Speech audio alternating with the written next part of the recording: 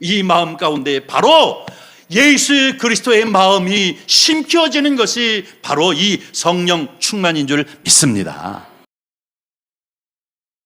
하나님 말씀은 사도행전 3장 1절부터 10절, 신약성경 190쪽입니다.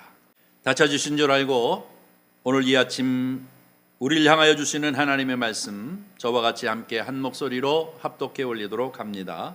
제9시 기도 시간에 베드로와 요한이 성전에 올라갈새 나면서 못 걷게 된 이를 사람들이 메고 오니 이는 성전에 들어가는 사람들에게 구걸하기 위하여 날마다 미문이라는 성전문에 두는지라.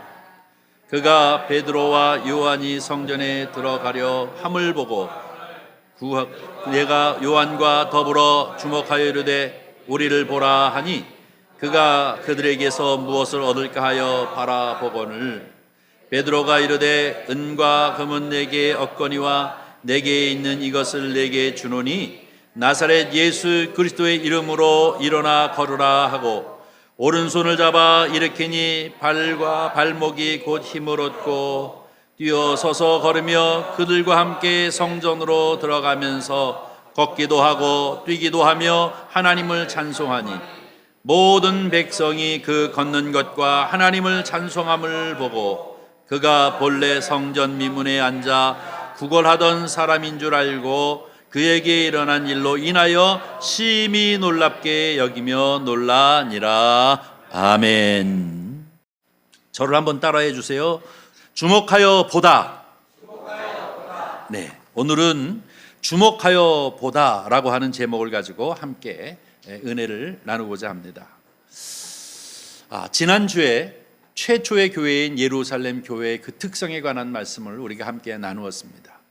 예루살렘은 처음부터 교회가 되어진 것은 아니고 공동체를 이루어 나가는데요. 그 공동체의 특성은 제일 첫 번째가 사도들의 가르침을 받았다라고 얘기하고 있습니다. 사도들의 가르침의 그 핵심적인 내용은 고난당하시고 그리고 십자가에 달려 죽으시고 부활하신 주님에 관한 말씀을 사도들은 가르쳤을 거예요. 네, 주님은 내가 따라다닐 때 이런 말씀을 하셨다, 이런 말씀을 하셨다 하면서 아마 전하는 말씀을 그들이 귀를 기울였을 것이라고 생각합니다. 뿐만 아니라 그들은 성령이 충만해서 서로 이제 교제했다라고 얘기합니다. 두 번째 이 초대 교회의 특성이라고 하는 것은 성도의 교제입니다. 여러분, 성도의 교제가 참 중요합니다. 성도의 교제는 피차간의 신앙을 유지하는 데 아주 유익합니다. 그리고 더 나아가서 우리가 세상에 물들지 아니하고 우리가 자꾸 나를 돌아보는데 모든 성도들이 거울입니다. 저 사람은 좀 기도하는데 나는 이렇게 부족해. 저 사람은 말씀 안에 자꾸 성장하는데 나는 이렇게 연약하구나. 또 그런가 하면 나보다 연약한 사람들에게는 안타까움을 마음을 가지고 그를 위해 기도하고, 이런 것이 바로 성도의 교제인 줄 믿습니다. 이것은 우리 공동체를 보존하는 데 있어서 성도의 교제라고 하는 것은 너무나도 중요합니다. 마지막으로 또 한 가지, 이 처음 교회의 특성이라고 하는 것은 서로 유무상통했다는 것입니다. 필요를 따라 부족한 것들을 서로 나누면서 함께 살아가는 모습을 이제 행했다라고 하는 것을 여러분과 같이 함께 나누었습니다. 이 모든 세 가지를 통틀어서 우리는 뭐라고 얘기하냐면 은혜입니다. 왜 이런 일들을 할 수 있을까요? 은혜 받은 사람이기 때문에 그렇습니다. 은혜 받은 사람, 어떤 은혜요? 예수 그리스도의 은혜를 입은 사람이기 때문에, 그러기 때문에 나의 모든 것을 나눌 수도 있고 또 내 시간을 쪼개 교제하기도 하고 기도하기도 하고 또 내 시간을 내어 하나님의 말씀에 그런가 하여 귀 기울이면서 은혜를 나눌 수 있는 공동체가 되어진 줄 믿습니다. 그래서 교회는 은혜 없이는 아무것도 되어질 것이 없다는 거예요. 은혜가 떨어져 버리면 그 다음서부터는 무엇이냐면 내가 했다는 거예요. 내가 이 교회 위해서 이렇게 했는데, 내가 이 교회를 위해서 이렇게 했는데 하는 내가가 나오는데요. 그렇게 되어지기 시작하면 교회는 엉망진창이 되어버리고 맙니다. 갈라지고 2분, 4분, 4분, 5열 막 되어집니다.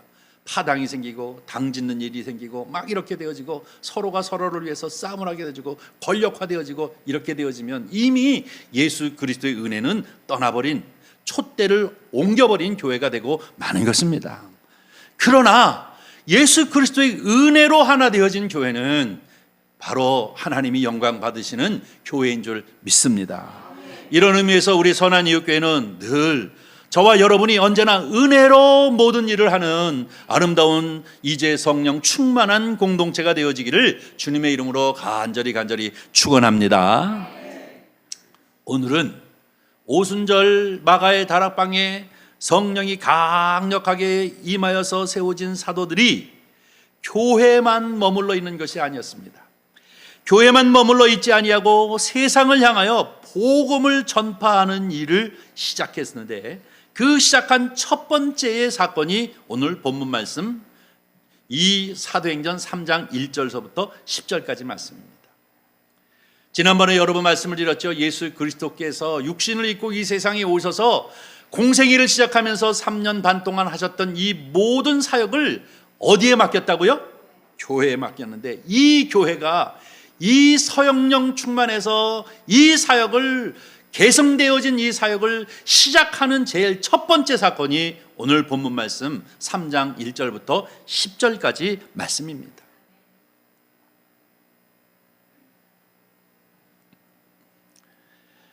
오늘 본문 말씀을 요약해 보면 성전 미문이라고 하는 것은 아름다운 문인데요. 이 미문, 양문 여러 가지 문들이 있더라고요. 가보니까요. 근데 그게 다 양문은 양이 들어가는 문이고 이렇게 여러 가지 있는데, 이 미문이라고 하는 것은 바로 이렇게 아름다운 문이라는 것입니다. 거기에 이제 거린이 하나 있었는데요. 성경에 보니까 뭐라고 얘기하고 있느냐면, 이 거린이 나면서부터 걷지 못하는 자이라고 이렇게 표현하고 있는데요. 이 얘기는 뭡니까? 처음부터 태어날 때부터 불구자로 태어날 거예요. 장애인으로 태어나 버린 사람입니다. 이 사람은 매일매일 이 미문에 앉아서 구걸해야 하는데 그 스스로 한 걸음도 옮길 수 없었기 때문에 매일마다 어떤 사람에 의해서 그가 들려서 나와 그 앉은 자리에 앉혀놓으면 움직이지 못하고 꼼짝 그 자리에 앉아서 이제 하루 종일 한 푼 달라고 하는 이 구걸의 행위를 하게 되었습니다. 그는 이 구걸을 통하여 자기의 생계를 유지하는 사람이었습니다. 이것을 놓고 보면 그의 삶이라고 하는 것은 그 특징이 모두 다 수동적입니다. 자기가 할 수 있는 일은 아무것도 없어요. 구걸하기 위해서 장소를 옮기는 것도 어떤 사람에 의해서 왔어야 했고, 또 그런가 하면 그가 하루하루 먹고 살기 위해서는 어떤 사람이 선행을 통해서 먹고 살아야 했기 때문에 그가 할 수 있는 일은 아무것도 없고 모두 다 수동적인 그러한 삶을 살 수밖에 없었습니다. 더 나가서 그는 성전에 올라갈 수도 없었습니다. 왜냐하면 당시에 장애인이라고 하는 것은 여러분이 잘 알다시피 부정하다라고 이렇게 여겨져서 성전에 들어가는 것을 금하게 했습니다. 우리나라 기독교가 들어온 초기에도 사실은 이 장애인 목회자들을 안수하지 않았습니다. 그렇게 그때 오늘 우리나라 세워질 때까지도, 우리나라에 복음이 들어올 때까지도 그러한 측면이 있었었는데요. 어쨌든 바로 이 사람이 장애인이었기 때문에 하나님 앞에 부정하다 하여서 성전에 들어가지 못하는 그러한 상태에 빠져 있던 것을 볼 수가 있습니다.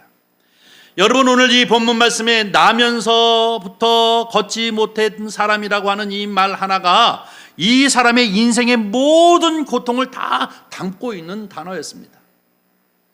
그는 영적으로도 소외됐고, 또 종교적으로도 소외됐고, 또 뿐만 아니라 사회적으로, 더 나아가서 경제적으로, 정신적으로 모든 면에서 고통을 당하는 그러한 사람이었습니다. 살아있기는 하나 사실 살아있는 사람이 아니었습니다. 어쩔 수 없이 사는 사람입니다.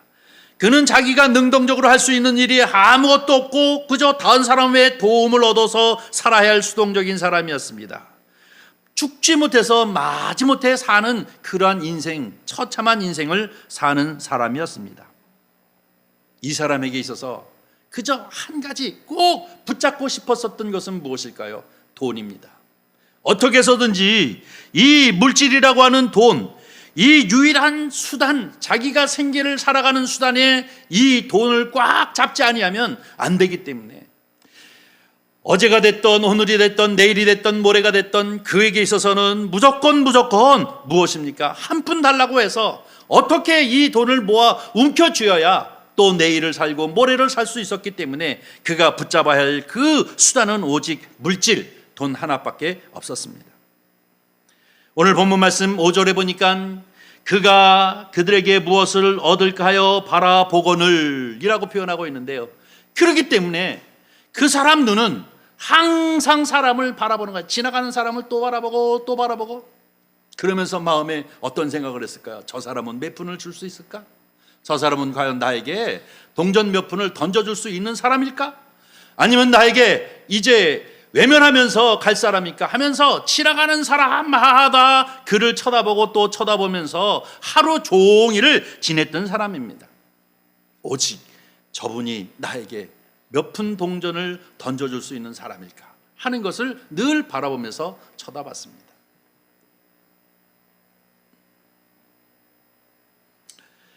걷지 못하는 사람 입장에서는 너무나도 당연한데 이 말씀을 가만히 묵상하면서 이 사람만 그런가 하는 생각을 해보게 됐습니다. 사실 우리도 고상한 표현을 쓰고 있고 고상한 교제를 한다고 하지만 우리 마음 가운데도 이러한 모습들이 상당히 부분 있더라고요. 저 사람을 만나서 교제하면 나에게 인감되어지는 부분이, 나에게 도움이 되어지는 부분이 무엇일까? 저 사람은 멀리해야 돼. 나에게 해를 끼칠 수 있는 충분한 요인을 가지고 있는 사람이야. 이러한 잣대로 사람들을 사귀고 있는 것이 우리의 모습의 한 면도 저런 측면이 있구나 하는 생각을 하면서 회개하게 됐습니다. 그런가 하면 어떤 의미에서는 하나님을 향하여서도 우리가 자꾸 이렇게 마치 거린이 한번 저 사람이 나에게 얼마를 줄 수 있을까 하는 것처럼 하나님, 기도하면서도 하나님이 나에게 무엇을 해줄 수 있을까? 이왕 해주실 바에는 크게 한 방에 해결해 주세요 하는 마음을 가지고 기도하는 면도 있지 않나 하는 생각을 하게 되어집니다. 이만큼 우리가 물질주의에 빠져있는 존재이구나 하는 것을 생각하게 되어집니다. 사람들은 수없이 많이 이 소유라고 하는 것에 대하여 늘 직접하는 그런 면이 참 많이 있습니다. 끊임없이 이 소유하기를 위하여 욕심하는 측면들이 얼마나 많이 있습니까? 그래서 우리의 자랑은 내가 얼마나 동산을 가지고 있고 얼마나 내가 부동산을 가지고 있는 것을 자랑하면서 자꾸 힘을 써보려고 하는 경향이 우리 인간에게 참 많이 있지 않습니까? 그러니 이 앉아서 구걸하는 사람의 심정은 어떠하겠습니까?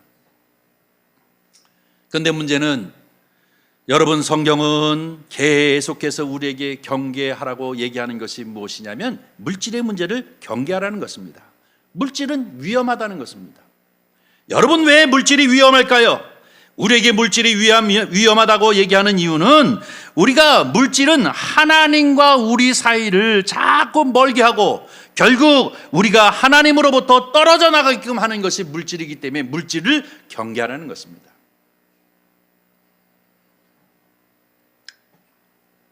여러분 앞에 단박에 로또가 당첨돼서 100억이 당첨되어졌다. 그럼 뭐부터 하시겠어요?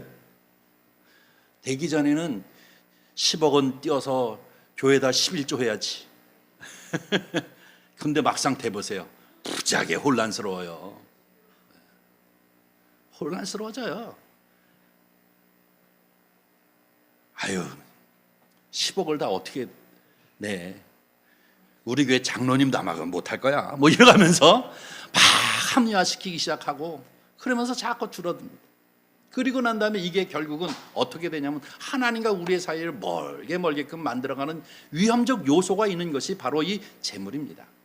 그러기 전에 우리가 어떻게 해야 하느냐면 우리 스스로가 거듭나야 되는 줄 믿습니다. 여러분, 바로 이런 것입니다. 왜 이 물질에 대하여 경계하라고 얘기합니까?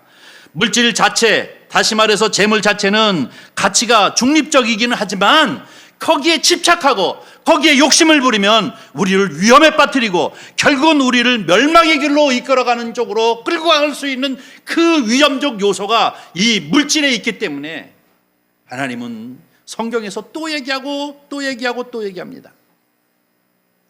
많은 사람들이 생각하기를 나에게 수없이 많은 물질이 있으면 모든 면에서 내가 모든 것을 누릴 수 있다고 생각하고, 나에게 많은 물질과 소유가 있다고 한다면 이제 나의 삶이 안전하여질 뿐만 아니라 나는 강력한 사람이 될 것이라고 생각하기에 거기에 집착합니다. 많은 소유를 가지고 있으면 많은 사람들이 나를 우러러보고 나를 따를 것이라고 하는 이런 우상 숭배적 요소가 있기 때문에 성경은 끊임없이 이 물질을 경계하라 라고 이렇게 얘기하고 있습니다. 오늘 제가 여러분에게 한 가지 물어보려고 합니다. 여러분 성경을 보면 하나님과 재물을 함께 섬기라 라고 말씀하고 계십니다.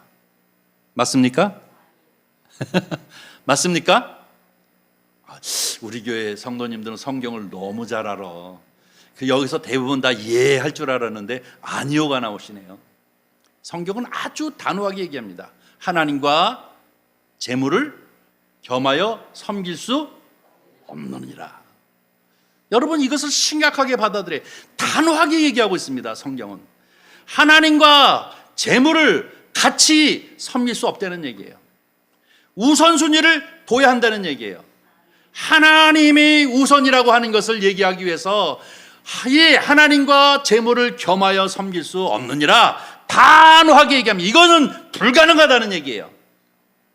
어떤 사람은 물질을 우상과 같이 하나님같이 섬기거나, 어떤 사람은 하나님을 돈보다 더 섬기거나, 둘 중에 하나이지 이게 겸해서 갈 수는 도저히 없다고 성경은 얘기하고 있습니다. 여러분은 어떠합니까? 여러분은 하나님이 우선입니까? 물질이 우선입니까? 성경은 끊임없이 우리에게 그 위험적 요소를 지적하고 있는 이유는 무엇이냐면 너희는 하나님이 우선되어야 한다는 것입니다. 하나님이 우선되지 아니하고 물질에 집착하고 물질 우선주의에 빠져버리게 되어지면 결국은 하나님과 멀어지고 결과적으로 우리는 멸망을 향하여 치닫는다고 얘기하고 있는 것입니다. 이만큼 물질은 무서운 것입니다. 왜냐하면 우리 인간이라고 하는 것은 물질 중심적인 존재가 되어져 버렸기 때문에 그러하다는 것입니다. 오늘 바로 성전 미문에 앉아있는 이 사람, 그 내면에 온통 물질에만 가득 차고 그 마음이 집착되어 있었던 사람인 것입니다. 사람을 바라볼 때마다 저 사람이 나에게 얼마를 줄 수 있는가, 나에게 얼마나 선행을 베풀 수 있는가 하는 것 때문에 100명이면 100명, 200명이면 200명 지나가는 사람마다 그 얼굴을 꿰뚫어보면서 저 사람은 줄 수 있겠구나, 저 사람은 줄 수 없겠구나 하는 그러한 자세를 가지고 모든 사람들을 바라보면서 살게 되어졌을 것입니다. 근데 여러분, 성경은 우리에게 무엇을 가르치고 있느냐면 골로새서 1장 16절 17절에 보면 바로 우리의 신앙적 고백이 어떠한 신앙적 고백을 가지고 살아야 할 것인가에 관하여서 얘기하고 있는 말씀입니다.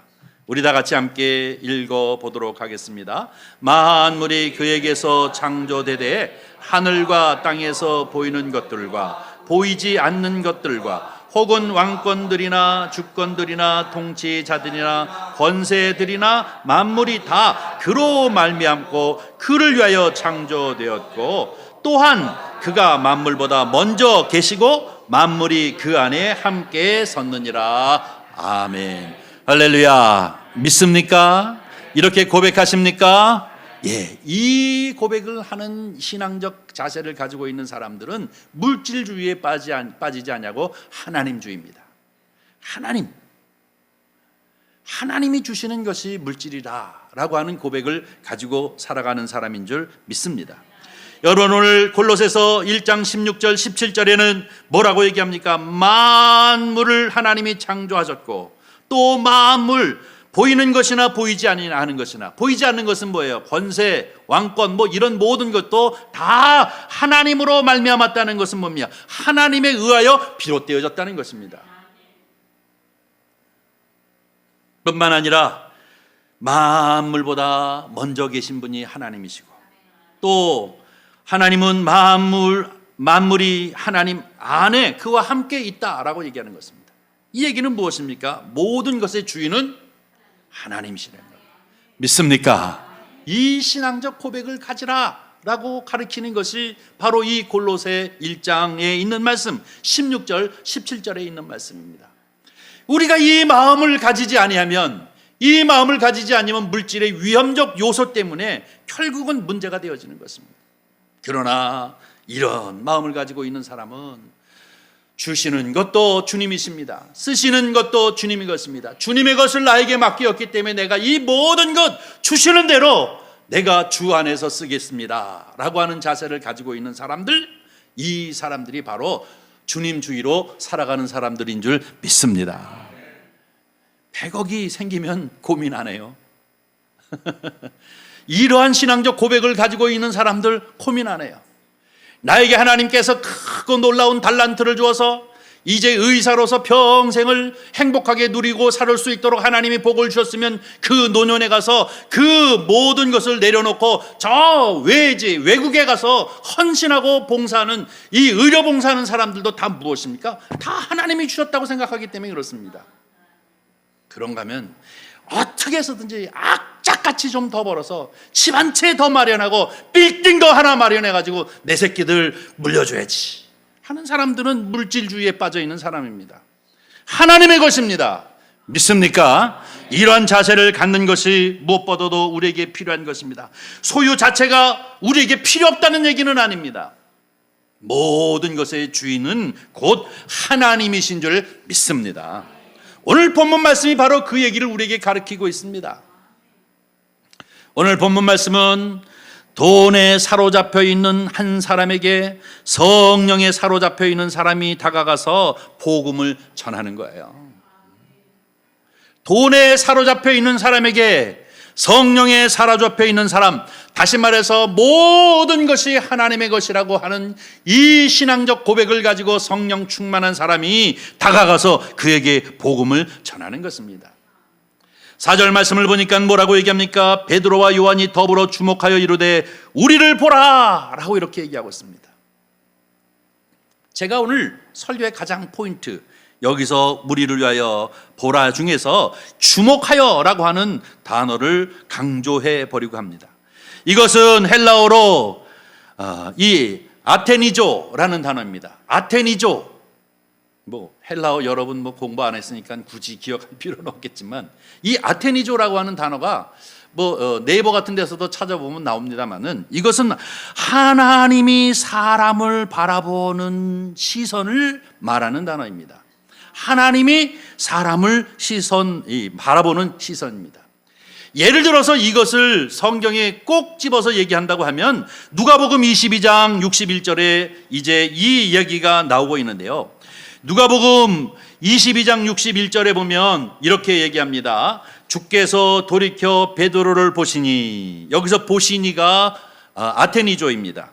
베드로가 주의 말씀 곧 오늘 닭 울기 전에 내가 3번 나를 부인하리라 하심이 생각나서 라고 얘기하고 있습니다. 이 얘기가 여러분 무슨 얘기인지 알죠? 베드로가 주님을 위해서 내가 목숨 걸고 주님 따라가겠습니다 라고 얘기했더니, 네가 닭이 울기 전에 3번 나를 부인할 것이다 라고 이렇게 예언했습니다. 그런데 헐막하지 못해서 그런 일이 일어났어요. 예수님께서 체포당하시고 이끌려서 쇠뭉치를 들고 횃불을 들고 그런 사람들이 이끌려가지고 이 가야바 법정, 안나스 법정, 그리고 빌라도 법정을 자꾸 끌려다닐 적에 사람들이 쭉 쫓아다녔어요. 그때 멀찌감치 베드로도 마치 군중인 양 이렇게 많은 사람들 무리에 서서 예수님이 잡혀서 이리저리 끌려다니는 모습을 보고 있었어요. 그런데 한 계집종이 너도 예수당 아니야? 저 사람 쫓아다니는 사람 아니야? 그랬더니 뭐라 그래요? 아니다, 나는. 계속해서 또 얼마쯤 가서 불을 쬐고 예수님이 이제 이 법정에 들어섰는 것을 바라보고 있을 때에 또 한 사람이 너도 갈릴리 사람 아니야? 라고 이렇게 물어보니까 나 아니야! 라고 부정했어요. 3번째, 나는 저 사람과 상관이 없다고 이제 부정할 때에 닭이 울었다라고 얘기합니다. 이 3번째로 예수 그리스도를 따르는 사람이 아니고 예수님의 제자가 아니고 저분과 나와는 상관이 없다라고 얘기할 때에 시선이 맞닥뜨린 것이 오늘 누가복음 22장에 있는 이 61절 말씀입니다. 주께서 돌이켜 베드로를 보시니 눈과 눈이 다 마주쳤어요. 예수님 마음이 그 마음속에 뭐라고 얘기했을까요? 저 배신자. 그렇게 얘기하셨을까요? 저 믿지 못할 놈, 큰애가 그럴 줄 알았어. 이렇게 얘기하셨을까요? 예수님이 바라보시는 그 베드로를 향한 눈은 아테니죠. 긍휼과 불쌍히 여기심인 줄 믿습니다. 그래, 이해한다. 그래, 너야 그럴 수밖에 없지 않니? 내가 그래도 너를 사랑한다 라는 마음으로 그의 눈을 바라보았고 닭이 울고 그는 가슴을 치면서 회개했습니다. 오늘 본문 말씀 누가복음 22장 61절에 보니까 그때 마침 닭이 울더라 라고 얘기하고 있어요. 그때 무엇입니까? 예수님께서 그를 향하여 어떤 마음이며 불쌍히 여기고 긍휼히 여기고 사랑의 눈으로 용서의 눈으로 바라보고 있는 것이 바로 이 아테니죠 라고 하는 말씀입니다. 사랑하는 성도 여러분, 바로 이 성령 충만한 사람, 이 성령 충만한 사람은 어떠한 사람입니까? 바로 이 아테니조의 시선으로 바라볼 줄 아는 사람으로 변화되어지는 줄 믿습니다. 여러분, 신약성경 마태복음, 마가복음, 누가복음, 요한복음을 보면서 우리는 이것을 기억해내야 합니다. 예수 그리스도께서 공생애를 사시면서 수없이 많은 사람들을 만났습니다. 안진뱅이도 만났고 손 마른 자도 만났고 벙어리도 만났고 귀신 들린 사람도 만났고, 그런데 그들에게 기적을 행하실 때마다, 능력을 행하실 때마다 앞에 붙는 단어가 있습니다. 불쌍히 여기사, 긍휼히 여기사. 이게 뭐예요? 아테니조입니다. 그를 불쌍하게 바라봤다는 얘기예요. 긍휼하게 바라봤다는 얘기예요. 오늘 이 베드로와 그리고 요한이 성전을 향하여 올라가다가 바로 이렇게 안진뱅이가 앉아서 한 푼 얻기를 위해서 이 사람 저 사람 쳐다보는 사람, 그 사람을 보면서 그 마음에 뭐 어떻게 해요? 아테니죠.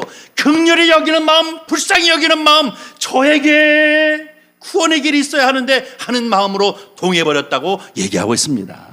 이것이 바로 성령 충만한 사람의 모습입니다. 베드로와 요한은 아마도 예루살렘에 머물 때마다 이제 하루에 3번씩 성전에 올라가서 기도하는 것을 빠뜨리지 아니고 게으리하지 아니하고 계속해서 올랐을 것입니다. 어제도 올라갔을 것이고 그저께도 올라갔을 것이고 몇 년 전에도 올라갔을 것이고 앞으로도 계속 올라갈 것입니다. 그렇게 과거에 수없이 올라갔음에도 불구하고 그 한 푼 주십시오 하고 거기에 앉아있는 그 사람에게 그가 할 수 있는 최선의 길은 동전 몇 푼 주는 거였습니다. 그런데 어떻게 바뀌어요? 성령 충만하니까 긍휼히 여기고 불쌍히 여기는 마음으로 바뀌는 겁니다. 이게 바로 아테니죠. 주목하여 보다라고 하는 이 마음으로 바뀌는 것입니다. 사랑하는 성도 여러분, 바로 성령 충만함이라는 것은 무엇이냐? 방언을 하고 불불불 떠는 것도 중요하지만 이 마음 가운데 바로 예수 그리스도의 마음이 심겨지는 것이 바로 이 성령 충만인 줄 믿습니다. 이것이 바로 새 사람, 새 창조. 보라, 옛것은 지나가시고 새것이 되었도다 라고 하시는 이 말씀이 바로 새 창조의 은혜가 바로 이 아테니조의 마음임을 우리는 기억해야 될 줄 믿습니다. 이 마음이 있을 때 우리는 예수 그리스도의 사역을 받아 계승해서 이 사역을 감당할 수 있는 줄 믿습니다. 이 사역의 제일 첫 번째 사건인 이 미문에 앉아있던 이 거린을 향하여 베드로와 요한이 하는 이 사건은 단순히 우와 기적이다가 아니라 그들의 마음을 변화시킴입니다. 긍휼히 여기는 마음, 불쌍히 여기는 마음.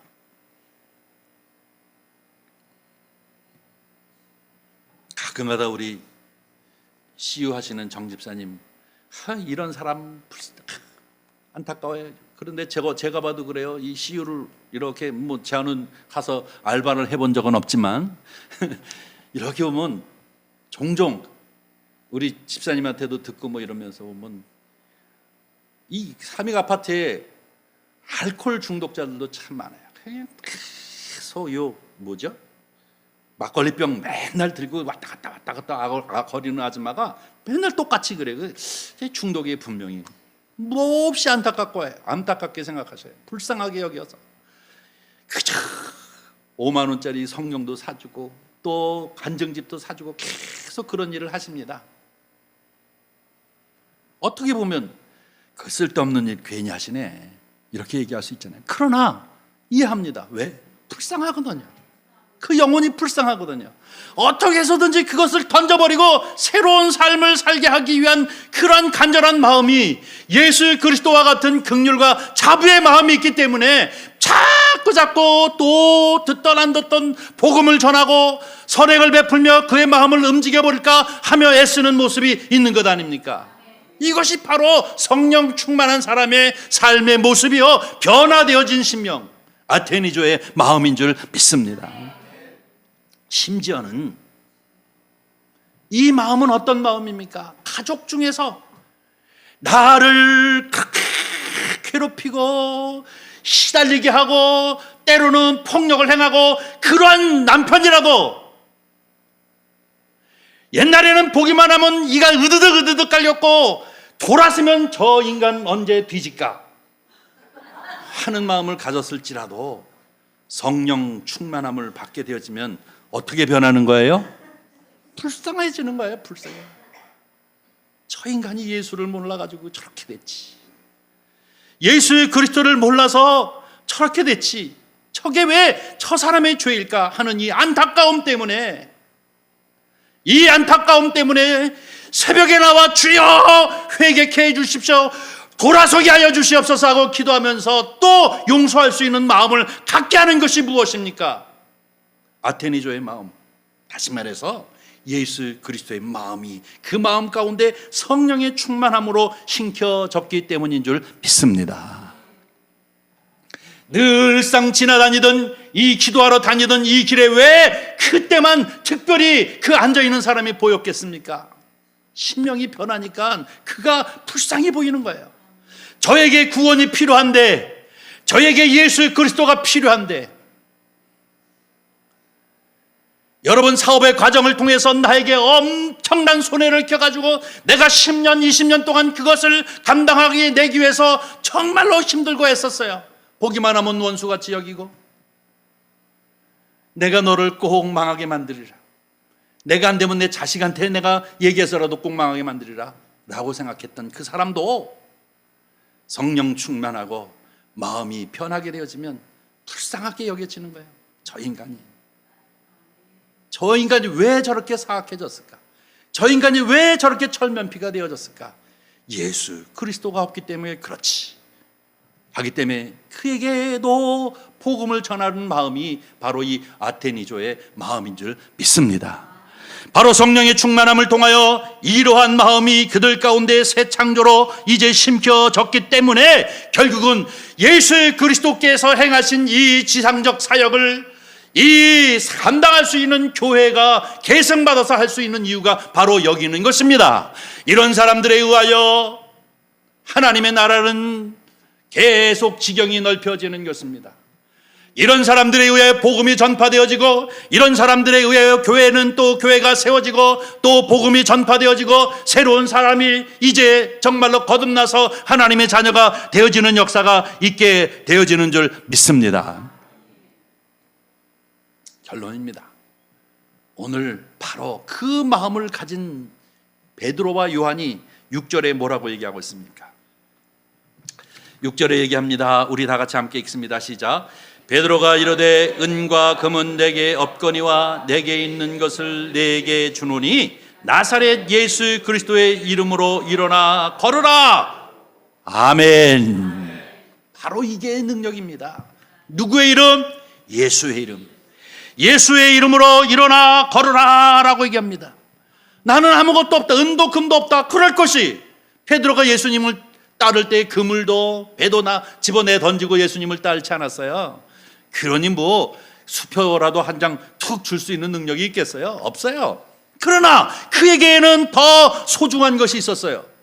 이제 그가 소유하고 있고 또 그 안에 소유되어져 있는 자기 자신이 갖는 강력한 것이 있었어요. 뭐예요?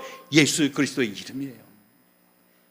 이것이 나로 하여금 이렇게 변화시키는 그 변화의 이름 예수 그리스도, 바로 나사렛 예수 그리스도의 그 이름, 그것이 나를 변화시켰기 때문에 여러분, 초대 기독교의 이 전도의 가장 핵심은 뭡니까? 그리스도의 이름입니다. 예수 그리스도의 이름, 내게는 아무것도 없지만 내게 강력하게 있는 것이 있는데 그것이 바로 예수 그리스도이라 해요. 나사렛 예수 그리스도 그 이름으로 내가 너에게 명하노니 일어나 걸으라 라고 명령할 때 놀라운 역사가 일어나게 되어집니다. 7절 8절입니다. 우리 다 같이 읽습니다. 오른손을 잡아 일으키니 발과 발목이 곧 힘을 얻고 뛰어서서 걸으며 그들과 함께 성전으로 들어가면서 걷기도 하고 뛰기도 하며 하나님을 찬송하니. 할렐루야. 기적의 역사가 나타났어요. 하나님이 하시는 하나님의 역사가 나타나게 되어졌습니다. 다시 말하면 뛰기도 하고 걷기도 하고 자기도 신기해가지고 한번 뛰어보기도 하고 걸어보기도 하고 막 그러는 거예요. 이것이 너무나도 벅차서 그는 어떻게 해요? 성전까지 올라가서 그들과 더불어 하나님을 찬양하고 이제 영광을 돌리더라 라고 얘기하고 있습니다. 수동적인 삶을 살아가는 사람이 능동적인 삶으로 변화되어진 줄 믿습니다.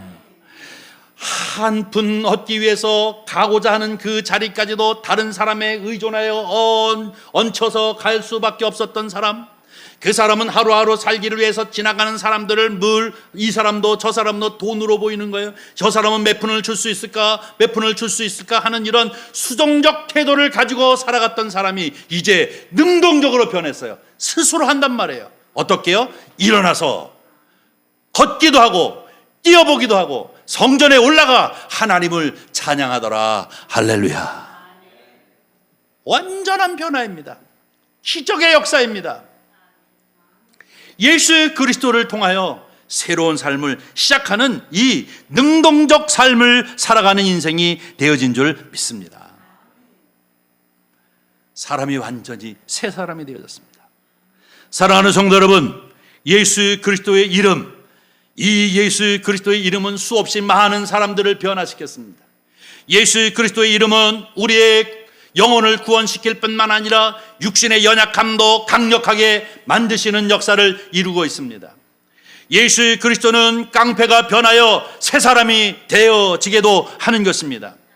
예수 그리스도의 이름은 가장 수동적인 인생으로 살아갈 수밖에, 마치 살아있으나 죽은 것 같은 그런 인생을 능동적인 삶으로 변화시켜 자기 스스로 뛰기도 하고 걷기도 하고 하나님 앞에 찬양하기도 하는 사람으로 변화시키는 것이 예수 그리스도의 이름인 줄 믿습니다. 많은 사람들은 만몬, 돈이라고 하는 것 때문에 허덕이며 거기에 종로로 타며 살아가는 사람들에게 바로 예수 그리스도가 주인이심을 고백하고 그분의 인도하심을 따라 풍성한 은혜를 누리고 살아가는 사람들로 변화시키는 줄 믿습니다. 이게 바로 예수 그리스도의 이름입니다. 비전도 없고 소망도 없고 마치 어쩔 수 없이 죽지 못해 살아가는 인생들이 바로 하나님을 찬양하는 인생으로 변화시키는 것, 이것이 바로 예수 그리스도의 이름인 줄 믿습니다. 저와 여러분은 바로 이 아테니조라고 하는 마음, 내가 성령 충만한가 충만하지 아니하는가 하는 그 기준은 내가 긍휼히 여길 줄 아는 눈을 가지고 있는가, 긍휼히 불쌍히 여길 줄 알고 예수 그리스도의 마음으로 한 영혼을 불쌍히 여길 줄 아는 이 마음을 가졌는가 하는 것이 중요합니다. 그 불쌍히 여기는 자를 위해 눈물 뿌려 기도하기도 하고 이렇게 저렇게 도움의 손길을 주기도 하고 이렇게 저렇게 상담하고 새롭게 말씀을 격려하기도 하고, 그러면서 바로 나사렛 예수 그리스도의 이름을 증거하면 거기에 새로운 인생이 탄생되어질 줄 믿습니다. 저와 여러분은 오직 하나님의 은혜로 아름다운 공동체를 이루어 살아가는 성도님들이 되어지실 뿐만 아니라 성령 충만하여 우리의 심령 가운데 날마다 심령 부흥이 일어나게 되어지기를 간절히 소원합니다. 뿐만 아니라 예수 그리스도의 이름으로 충만하여 긍휼히 여기는 마음을 가지고 예수 그리스도의 이름을 내게 있는 것 이것이니 내가 너에게 주겠다라고 하면서 주님의 복음을 증거하는 최초의 사건처럼 이 놀랍고 귀한 사건들을, 이 놀랍고 귀한 일들을 감당함으로 하나님의 나라가 확장되어지는 하나님의 일꾼으로서 충성을 다하는 저와 여러분이 되어지기를 주의 이름으로 간절히 축원합니다. 기도하겠습니다. 자비로우신 아버지 하나님, 주님의 은혜와 사랑을 감사합니다. 오늘도 이렇게 또 주의 백성들이 귀하고 귀한 자리에 함께 모이게 하시고 주옥 같은 하나님의 말씀, 선포되어진 말씀 앞에 아멘 아멘 화답할 수 있도록 은혜 베푸심을 감사합니다. 베드로와 요한이 그러했듯이 우리로 하여금 예수 그리스도의 마음, 예수 그리스도의 시선을 갖도록 주님 도와주시옵소서. 아버지 하나님, 불쌍히 여기는 마음, 긍휼히 여기는 눈을 갖게 하여 주시옵소서. 아버지 하나님, 정말로 예수 그리스도의 이름이 필요한 그들에게 복음을 증거할 수 있는 능을 우리에게 허락하여 주시옵소서. 우리하고 날마다 성령 충만하게 하여 주시옵시고 물 붓듯 부으시는 성령으로 충만하여 내 심령과 내 가정이 이제 날마다 부흥의 역사가 나타나도록 주님 함께하여 주시옵소서. 뿐만 아니라 우리 공동체 후에도 주님 함께하여 주시옵소서. 예수님의 이름으로 기도하옵나이다. 아멘.